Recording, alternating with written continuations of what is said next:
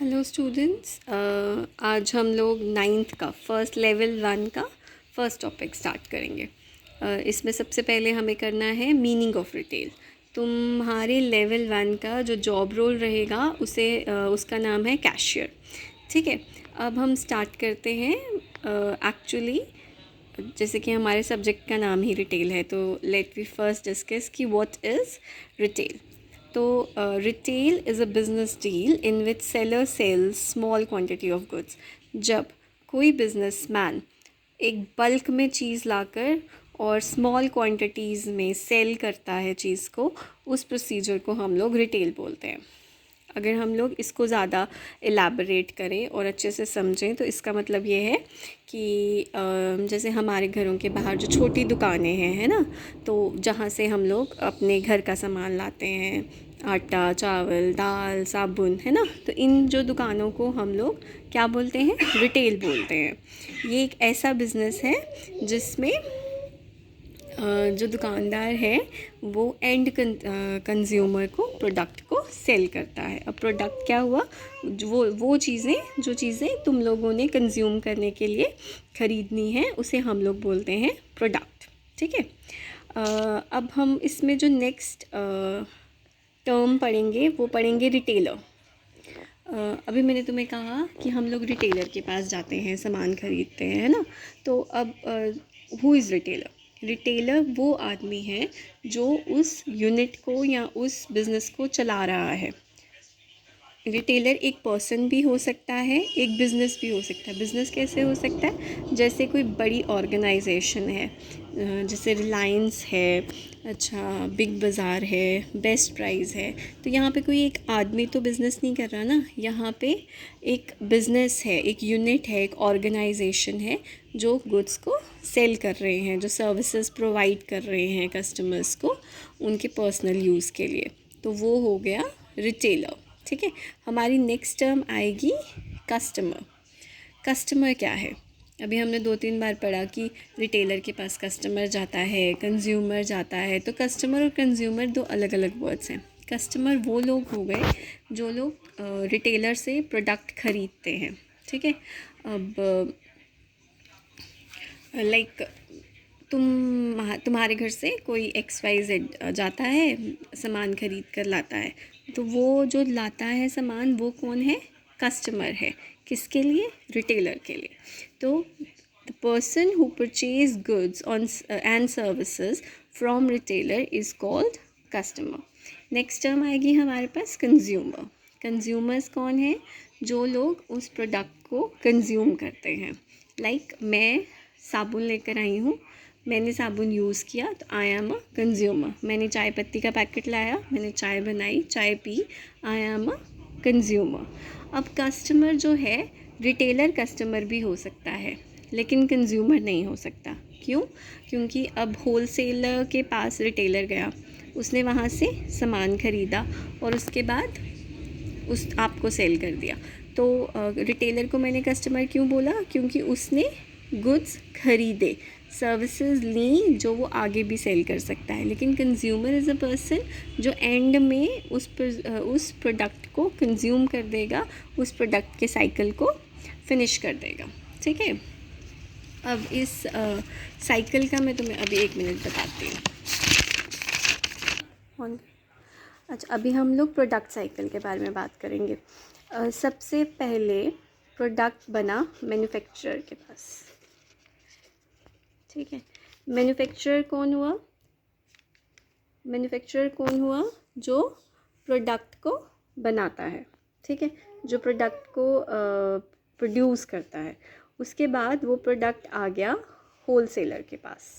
ठीक है, होलसेलर के पास, होलसेलर से वो प्रोडक्ट आया रिटेलर के पास, रिटेलर से वो प्रोडक्ट आया कंज्यूमर या कस्टमर के पास। तो ये पूरा का पूरा साइकिल रहता है किसका? प्रोडक्ट का। ठीक है, मतलब पहले प्रोडक्ट मैन्युफैक्चरर के पास बनता है, उसके बाद वो होलसेलर के पास आता है, देन वो रिटेलर के पास आता है और रिटेलर से कंज्यूमर या कस्टमर के पास जाता है। तो this is the whole cycle of now we will talk about functions of retailer. Retailer के फंक्शंस क्या क्या होते हैं। ऐसे तो रिटेलर के बहुत सारे फंक्शंस हैं, बट बेसिकली हमने जो पढ़ने हैं वो 5 बेसिक फंक्शंस हैं रिटेलर के। मतलब रिटेलर कौन से मेन काम करता है, ठीक है। तो पहला है breaking bulk into smaller quantity. Breaking bulk into smaller quantity means retailer का सबसे इम्पॉर्टेंट फंक्शन रहता है ये कि वो बड़ी ज़्यादा क्वांटिटी में प्रोडक्ट ख़रीदते हैं होल सेलर से, और फिर उसको कस्टमर के रिक्वायरमेंट के हिसाब से उसको सेल किया जाता है। मतलब फॉर एग्ज़ाम्पल तुम कपड़े ख़रीदने जाते हो, ठीक है। तो ऐसा तो है नहीं कि कपड़े वाले ने एक सूट लाया या 2 सूट लाया, तुम लोग तो उससे 1 या 2 ही ख़रीदोगे ना। तो वो बल्क को स्मॉलर क्वांटिटी में ब्रेक करता है, मतलब वो बल्क में प्रोडक्ट को ख़रीदता है और उसको स्मॉलर क्वांटिटी में सेल करता है। अब तुम उनसे 2 प्रोडक्ट ख़रीदो, 3 ख़रीदो, 4 ख़रीदो, that is not the matter. Matter is कि उसने जब होल सेलर से प्रोडक्ट लाए तो बल्क में लाए और तुमने उसे स्मॉलर क्वांटिटी में ब्रेक किया। नेक्स्ट है providing product and services information to the customer. जो नेक्स्ट फंक्शन है रिटेलर का वो है कि अपने कस्टमर को प्रोडक्ट के बारे में या सर्विसेज के बारे में इंफॉर्मेशन प्रोवाइड करना। जो प्रोडक्ट या जो सर्विसेज रिटेलर सेल कर रहा है उसके बारे में फुल इंफॉर्मेशन प्रोवाइड करना जो है कस्टमर को is a function of retailer. कि उसका प्रोडक्ट किस तरह का है, उसकी क्वालिटी कैसी है, वो प्रोडक्ट यूज़ कैसे होता है, उसकी गारंटी वारंटी क्या है, अगर वो ख़राब हो जाए तो आप कहाँ से चेंज करा सकते हो, कहाँ से ठीक करा सकते हो। ये सारी सर्विसेज, ये सारी इंफॉर्मेशन जो है वो कौन प्रोवाइड करता है, रिटेलर प्रोवाइड करता है। नेक्स्ट आ गया providing customer services. Customer services मतलब अगर तुम्हें लाइकवाइज कोई इलेक्ट्रॉनिक आइटम सेल करी है तुम्हें किसी रिटेलर ने, तो अब उस प्रोडक्ट को चलाना कैसे है ना, उस प्रोडक्ट के बारे में कि उसकी देख रेख कैसे करनी है, उसे संभालना कैसे है, उसे यूज़ कैसे करना है, वो सारी चीज़ें कौन प्रोवाइड करेगा तुम्हें, रिटेलर प्रोवाइड करेगा। लाइक कोई नया प्रोडक्ट लॉन्च हुआ है, like liquid type of washing powders, ठीक है। तो मतलब कपड़े धोने के लिए कोई लिक्विड प्रोडक्ट आया है। अब रिटेलर की क्या फंक्शन क्या है, रिटेलर की रिस्पॉन्सिबिलिटी क्या है कि वो कस्टमर को बताए कि उस प्रोडक्ट को उसे किस तरह से यूज़ करना है, उसे उसकी किस तरह से उसकी केयर करनी है, ठीक है।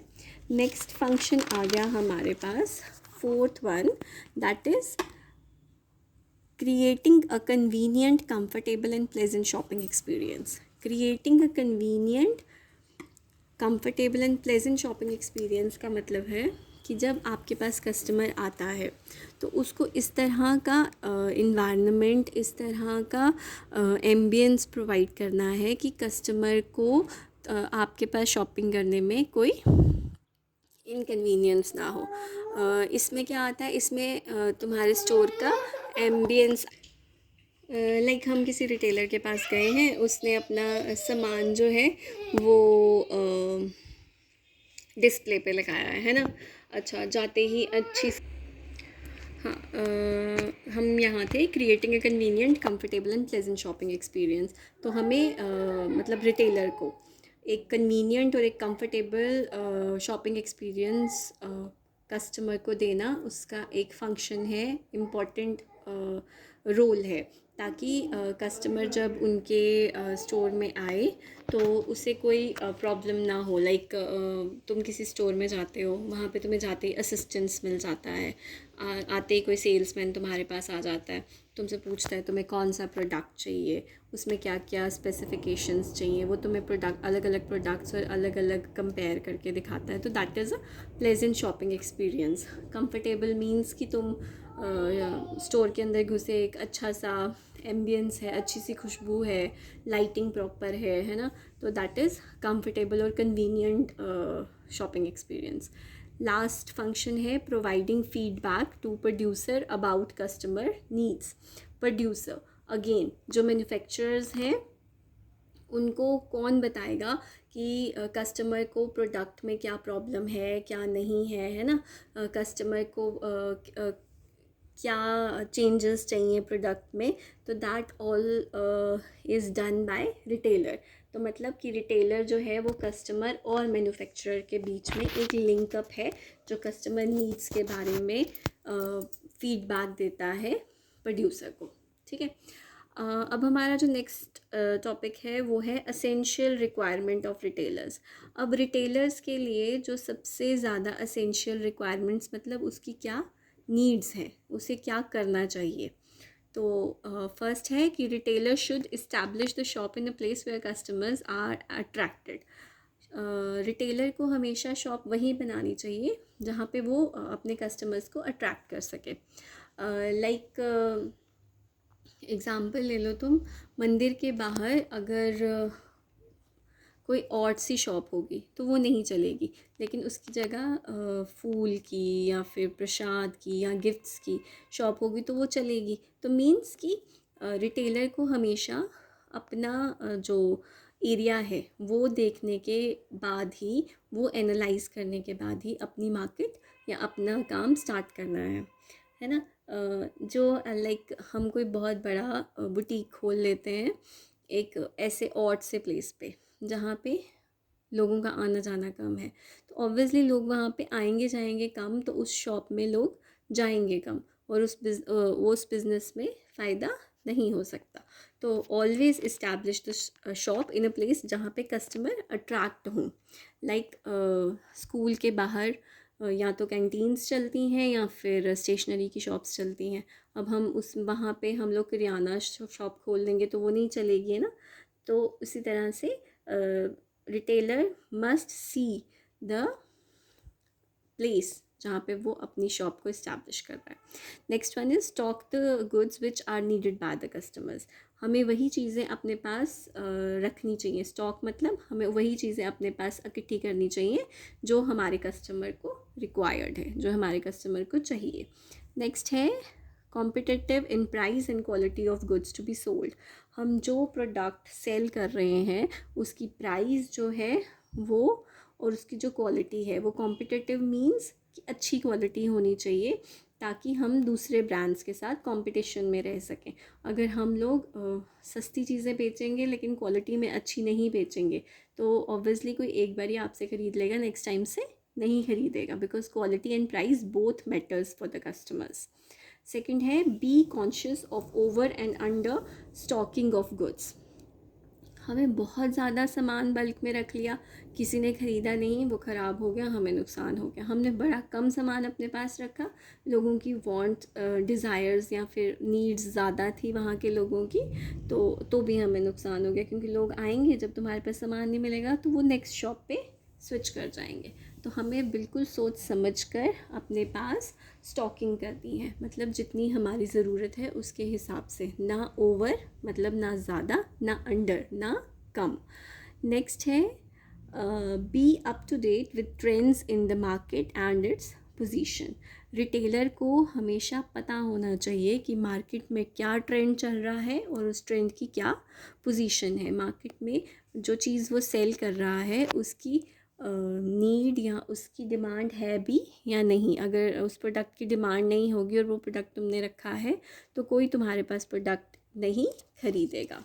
हमारा नेक्स्ट है ensure window display and counter display to promote sale. अब विंडो डिस्प्ले क्या है, जब तुम बाज़ार जाते हो शॉपिंग के लिए, है ना, तो लोगों ने बाहर अपनी प्रोडक्ट को डिस्प्ले किया होता है, मतलब लगाया होता है। जैसे सूट्स की शॉप है तो उन्होंने बाहर सूट सजा कर रखे हैं, स्वेटर्स की शॉप है तो उन्होंने बाहर स्वेटर्स लगाए हैं, शूज़ की शॉप है तो उन्होंने बाहर शीशे के रैक में अपने शूज़ सजा कर रखे हैं, ताकि लोग अट्रैक्ट हो पाएँ उनके सामान की तरफ, और इस तरह से प्रोडक्ट की प्रमोशन होती है। देन है always be accessible to the customer, मतलब अपने कस्टमर के हमेशा असेसिबल रहो, कि वो तुम्हारे को मतलब असेस में रहना, उनके रीच में रहना। मतलब if any customer want to talk with you about the product, तो वो हिचकिचाए नहीं। अगर तुम उनको अच्छे से ग्रीट करोगे, उन्हें अच्छे से अटेंड करोगे, तो वो असेसिबल हैं तुम्हारे। तो रिटेलर को हमेशा असेसिबल होना चाहिए टू द कस्टमर। नेक्स्ट है रिटेलर को सर्विसेज कौन कौन सी देनी है, रिटेलर्स की क्या क्या सर्विसेज होनी चाहिए। Selling of goods in little quantities, as I said retailer bulk में प्रोडक्ट्स नहीं बेचते, मतलब वो पूरा टीन लाएंगे तेल का, लेकिन उसे थोड़ा थोड़ा क्वांटिटी में सेल करते हैं, है ना। अब तो हर घर के लिए पॉसिबल नहीं है कि वो पूरा का पूरा टीन ही खरीद कर अपने घर लेकर जाएं, तो उनको थोड़ा क्वांटिटी में जितना चाहिए वो उतना परचेज़ करते हैं। तो रिटेलर की क्या सर्विसेज हैं कि वो गुड्स को लिटिल क्वांटिटीज़ में सेल करें। नेक्स्ट है meeting the customers demand and make available the required stock. Customer को क्या चाहिए वो डिमांड पूरी करना और उतना स्टॉक अपने पास रखना। मतलब अगर आपको पता है लाइक आपके वहाँ पे स्टेशनरी की शॉप है ना, तो स्टेशनरी वाले भैया को पता है कि इतने बच्चे हैं और उनको इतना सामान नीड में है, तो वो प्रॉपर गिन के तो लाते नहीं हैं, वो उसके हिसाब से थोड़ा ज़्यादा ही स्टॉकिंग करते हैं। तो क्यों करते हैं, क्योंकि उनको कस्टमर्स की डिमांड को पूरा करना है अपने अवेलेबल स्टॉक से। ठीक है। नेक्स्ट है providing necessary information for buying goods.